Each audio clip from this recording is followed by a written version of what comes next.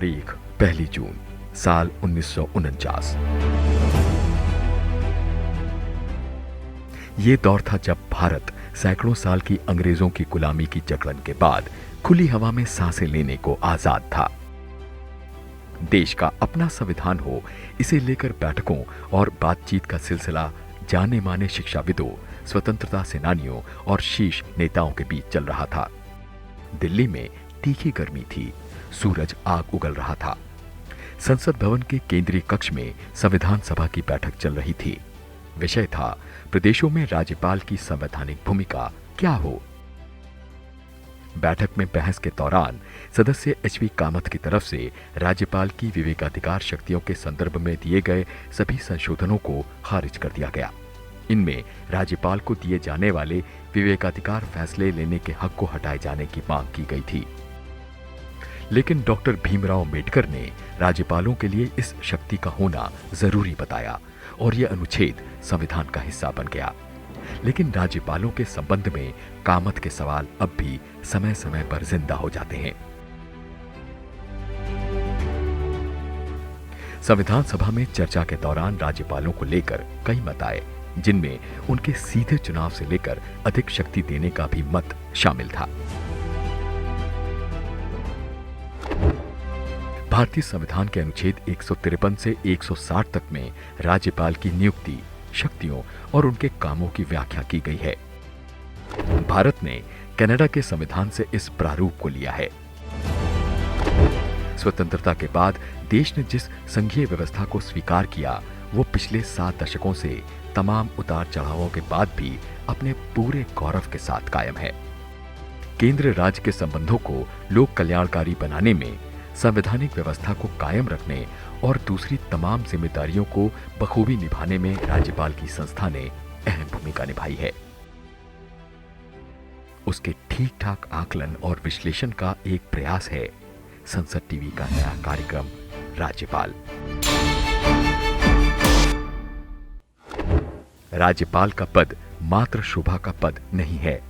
एक ओर वो केंद्र सरकार के प्रतिनिधि के रूप में काम करता है, दूसरी ओर राज्य का संवैधानिक प्रमुख भी राज्यपाल ही है। इस नाते राज्य के हित और कल्याण के संरक्षण का दायित्व राज्यपाल के कंधों पर ही होता है। संविधान के अनुच्छेद 153 के अनुसार प्रत्येक राज्य में एक राज्यपाल की व्यवस्था है। अनुच्छेद 154 के अनुसार राज्य की कार्यपालिका शक्ति राज्यपाल के पास है, जिनका प्रयोग ये परोक्ष या प्रत्यक्ष रूप से करते हैं। संविधान के अनुच्छेद 155 के अनुसार राज्यपाल की नियुक्ति प्रत्यक्ष रूप से राष्ट्रपति करते हैं। इसके अलावा राज्यपाल की नियुक्ति को लेकर कुछ महत्वपूर्ण परंपराएं भी हैं। राज्य से संबंधित ना हो जहां उन्हें नियुक्त किया जाए, ताकि वो स्थानीय राजनीति से मुक्त रह सकें।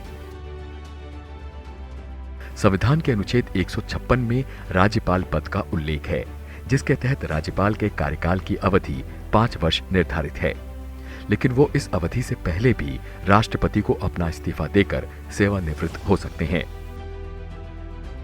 संविधान के अनुच्छेद 157 में राज्यपाल के पद पर नियुक्ति के लिए 2 योग्यताएं आवश्यक मानी गई हैं।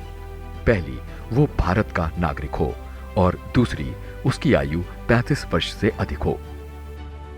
अनुच्छेद 158 में राज्यपाल के पद की कुछ महत्वपूर्ण शर्तों को शामिल किया गया है। इसके तहत राज्यपाल विधानमंडल या संसद का सदस्य नहीं होगा, वो अन्य कोई लाभ का पद धारण नहीं करेगा।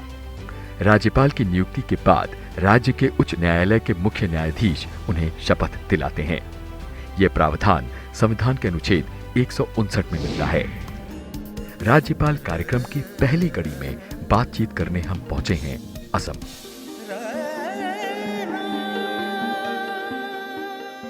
अछूते सौंदर्य और जनजातीय संस्कृति की अनमोल धरोहर है असम। भारत के पूर्वी छोर का पहरेदार होने के साथ साथ पूर्वोत्तर राज्यों के प्रवेश द्वार के तौर पर भी जाना जाता है। पूर्व के सबसे बड़े राज्य असम की जीवन रेखा है ब्रह्मपुत्र नदी, जो आबादी के बड़े हिस्से को सिंचाई से लेकर दूसरी बुनियादी जरूरतें मुहैया करवाती है। असम में कच्चा तेल, प्राकृतिक गैस और कोयला प्रचुर मात्रा में मिलता है। यहाँ के बांस के जंगल और चाय बागान भी विश्व प्रसिद्ध हैं। इस राज्य के काजीरंगा में पाया जाता है असम की धरोहर एक सींग का गैंडा। 3 करोड़ से अधिक की आबादी वाले इस प्रदेश में विधानसभा की 126, लोकसभा की 14 और राज्यसभा की 7 सीटें हैं। संविधान के अनुच्छेद के अंतर्गत राज्यपाल की सिफारिश पर राष्ट्रपति शासन लग जाता है तो फिर राज्यपाल ही राज्य को कार्यपालिका के साथ मिलकर चलाते हैं।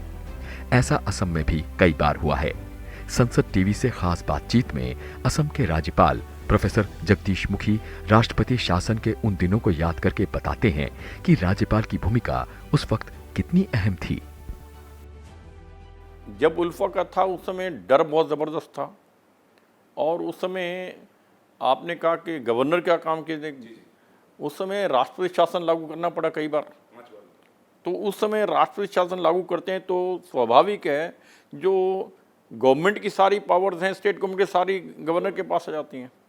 और गवर्नर ने उस समय उसका इस्तेमाल किया। इस्तेमाल कैसे किया उन्होंने? इस्तेमाल ऐसे किया, उल्फा को हैंडल करने के लिए सेंट्रल गवर्नमेंट के साथ मिल करके, सेंट्रल हमारी सिक्योरिटी एजेंसी से मिल करके प्रोग्राम बनाए, अभियान चलाए, जिसमें एक था बजरंग, ऑपरेशन बजरंग, ठीक, मुझे ध्यान है उस समय क्या, ठीक है। ये इस तरह के प्रोग्राम जो साधारणतः स्टेट नहीं कर पाएगी, तो वो गवर्नर के माध्यम से जब राष्ट्रपति शासन थे, ऐसे कार्य करके उल्फा को इरेडिकेट करने के लिए उन्होंने कदम उठाए हैं। प्रोफेसर मुखी का मानना है कि असम के जीवन काल में भी ऐसे क्षण कई बार आए जब राज्यपाल ने बहुत अहम भूमिका अदा की। इनमें असम का वो दौर भी शामिल है जब वहां केंद्र सरकार के साथ शांति समझौता किया गया था। हर एजिटेशन के अल्टीमेट उसका सॉल्यूशन जो है बैठ करके निकाला जाता है। इसलिए पीस अकॉर्ड हुआ, बहुत अच्छा हुआ, करना चाहिए था, ठीक टाइम पर हुआ। किंतु हमने पीस अकॉर्ड कर लिया, इस समय अब इंसर्जेंसी खत्म हो जाएगा, ये संभव नहीं है। It's never possible. उसके लिए स्ट्रांग एडमिनिस्ट्रेशन होना जरूरी है। जैसे आज है स्ट्रांग एडमिनिस्ट्रेशन। मैं कहता हूं जब पीस अकॉर्ड हुआ 85 में हुआ था, किंतु 1990 नवंबर के अंदर यहां पर प्रफुल्ल महंता जी की सरकार थी, वो चीफ मिनिस्टर थे, उनकी फुल मेजॉरिटी थी। किंतु आतंक इतना था उन लोगों का कि सरकार नहीं चला पाए और सरकार को भंग करना पड़ा। सरकार को भंग करना पड़ता पूरी मेजॉरिटी होने के बावजूद। मतलब क्या है?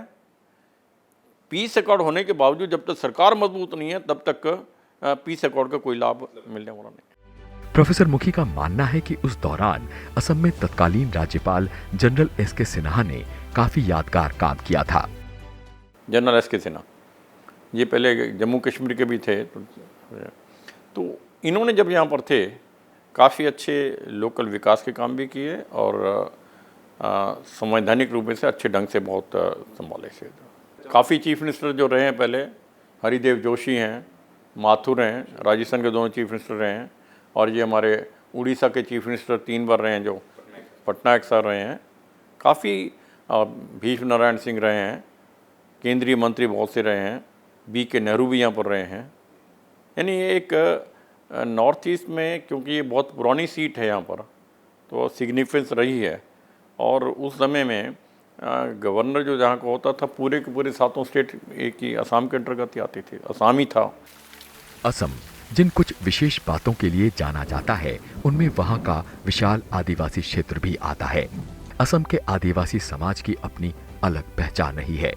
उनकी समृद्ध संस्कृति, जीवन व्यवस्था और जल जंगल जमीन से उनके ऐतिहासिक जुड़ाव को देखते हुए संविधान सभा ने अपनी लंबी बहसों के बाद पूर्वोत्तर के जनजातीय क्षेत्रों में सीमित स्वायत्तता प्रदान करने के लिए 6ठी अनुसूची का प्रावधान किया था।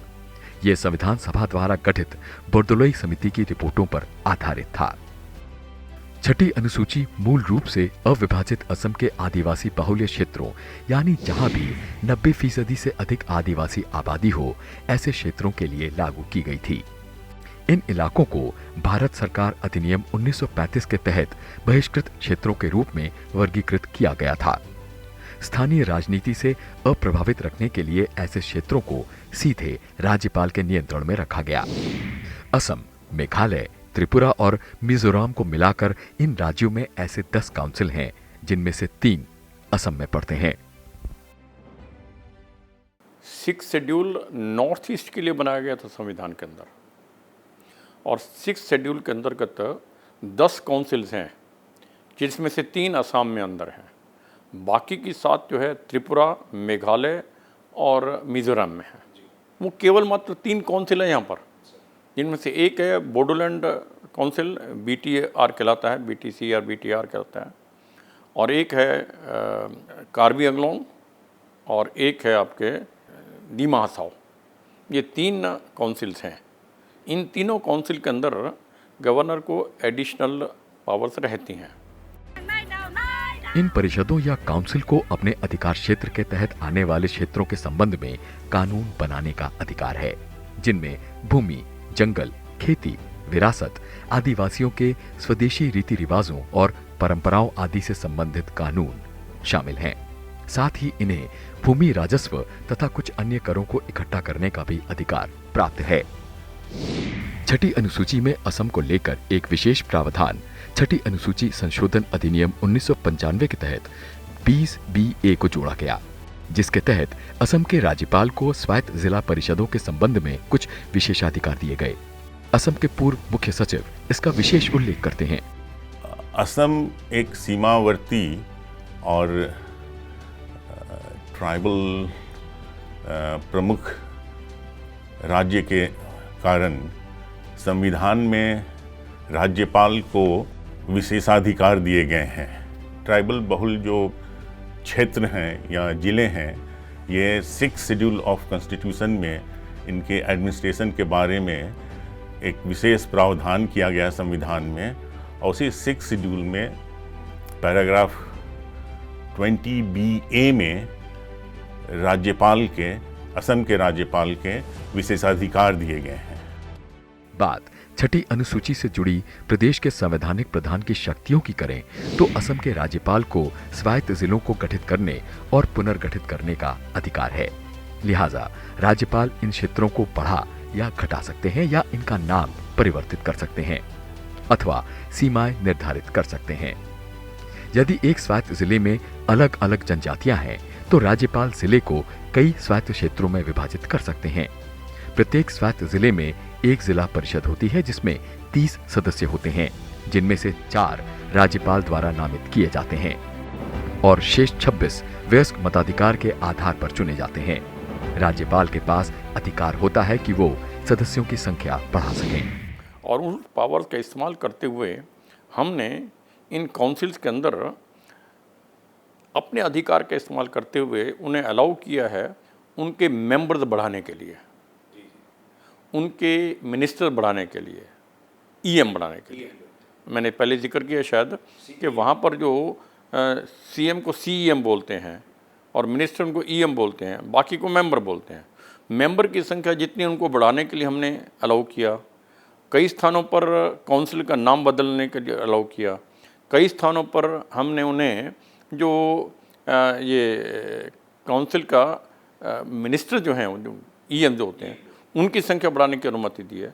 ये हमने अपने अधिकार का इस्तेमाल किया है। इन परिषदों के निर्वाचित सदस्य 5 साल के कार्यकाल के लिए पद धारण करते हैं, यदि परिषद को इससे पूर्व भंग नहीं किया जाता है, और मनोनीत सदस्य राज्यपाल के इच्छानुसार पद पर बने रहते हैं। प्रत्येक स्वायत्त क्षेत्र में भी एक अलग क्षेत्रीय परिषद होती है। अपने क्षेत्रीय न्यायालयों के अंतर्गत जिला और क्षेत्रीय परिषदें जनजातियों के मध्य मुकदमों और मामलों की सुनवाई के लिए ग्राम परिषदों या अदालतों का गठन कर सकती हैं। ये उनकी अपील सुनते हैं। इन मुकदमों और मामलों पर उच्च न्यायालय का अधिकार क्षेत्र राज्यपाल द्वारा निर्दिष्ट किया जाता है। फर्ज करें कि कभी काउंसिल का चुनाव ना हो पाए तो क्या होगा? ऐसी ही एक घटना राज्यपाल महोदय विस्तार से बताते हैं। कई ऐसे कदम उठाए हैं वहाँ पर जो साधारणतः बाकी स्टेट पर नहीं कर सकते। हाँ, इसके चलते हमने एक मैं उदाहरण दे सकता हूँ कि बोडोलैंड जो काउंसिल है उसके इलेक्शन डिक्लेयर हो गए, नॉमिनेशन इनवाइट कर लिए गए, किंतु कोविड के कारण उसको रद्द करना पड़ा। रद्द नहीं करना, काउंसिल स्टे करना पड़ा, ऑन होल्ड रखना पड़ा। क्यों नॉमिनेशन हो चुके थे, ख़त्म नहीं हो सकते, ठीक है। उस बीच में कई महीने निकल गए जी, और उसके कारण क्या हुआ कि जो लास्ट डेट थी इलेक्शन बना कर होने के बाद वो हाउस बन जाना चाहिए था, वो डेट ख़त्म हो गई। तो हमें उस समय मजबूरी में वहाँ पर गवर्नर्स रूल लागू करना पड़ा। जब हमने गवर्नर रूल वहाँ पर लागू किया, वहाँ सारी पावर्स फिर विधानसभा की उतनी सारी वहाँ पर हमारे पास आ गई। वहाँ हमने काफ़ी काम किया, मैं उनकी चर्चा कर देता हूँ आपके सामने। In spite of this fact कि वहाँ पर मॉडल सिविल कोड लगा हुआ था, क्यों नॉमिनेट तो हो चुके, उन्हीं पर दोबारा चुनाव होगा, जब भी 1 साल बाद होगा, 2 साल बाद होगा, ठीक है। तो उसके रहते हुए हम नए निर्णय नहीं ले सकते थे, किंतु उसके बावजूद हमने जो मॉडल कोड ऑफ कंडक्ट के अंदर नहीं आते, ऐसे बड़े बड़े काम हमने किए हैं वहाँ पर, ठीक है। मॉडल कोड इसलिए होता है कि पॉलिटिकल पार्टी को इम्पैक्ट ना हो। हमने ऐसे सारे काम किए, किसी को इम्पैक्ट नहीं है, किसी को एतराज़ नहीं हो सकता। मसलन वहाँ पर मेरी ये सोच थी कि जब गवर्नर शासन लागू होता है तो पब्लिक के सामने सबसे बड़ी समस्या क्या आती है, वो एक ये आती है, अब क्या करेंगे जी, अब तो हमारा कोई रिप्रेजेंटेटिव नहीं है, किसको अप्रोच करेंगे जी, ये हमेशा एक रहता है जी। वो वहाँ पर ना हो, इसलिए हमने वहाँ पर सबसे पहले उनका सेक्रेटरीट में, सेक्रेटरी उनका असेंबली जो है वो कोकराझार में है, कोकराझार में हमने वहाँ पर कैंप लगाया, यानी जिसे बोलते हैं हमारा गवर्नर ने वहाँ पर मैं स्वयं बैठता था ग्रीवेंसेस सुनने के लिए, पब्लिक वहाँ पर आ सकती है, ये किया। जिला परिषद जिले में प्राथमिक स्कूलों, औषधालयों, बाजारों, मत्स्य पालन क्षेत्रों, सड़कों आदि की स्थापना, निर्माण या प्रबंधन कर सकती है। ये गैर आदिवासियों द्वारा ऋण एवं व्यापार के नियंत्रण के लिए नियम भी बना सकती हैं। लेकिन ऐसे नियमों के लिए राज्यपाल की सहमति की आवश्यकता होती है। राज्यपाल स्वायत्त जिलों या क्षेत्रों के प्रशासन से संबंधित किसी भी मामले की जांच और रिपोर्ट करने के लिए एक आयोग नियुक्त कर सकते हैं। वो आयोग की सिफारिश पर जिला या क्षेत्रीय परिषद को भंग भी कर सकते हैं। राज्य के राज्यपाल उस प्रदेश के सभी विश्वविद्यालयों के कुलाधिपति भी होते हैं। उच्च शिक्षा का सारा दारोमदार राज्यपाल के ऊपर होता है। कुलपतियों की नियुक्ति से लेकर प्रशासन में इनकी भूमिका महत्वपूर्ण होती है। असम के पूर्व मुख्य सचिव कुलाधिपति के रूप में एक राज्यपाल की भूमिका को विस्तार से बताते हैं। कुलाधिपति का यूनिवर्सिटीज के गवर्नेंस में एक प्रमुख स्थान होता है। कुलपति के सिलेक्शन में, उनकी अपॉइंटमेंट में एक मुख्य भूमिका लेते हैं।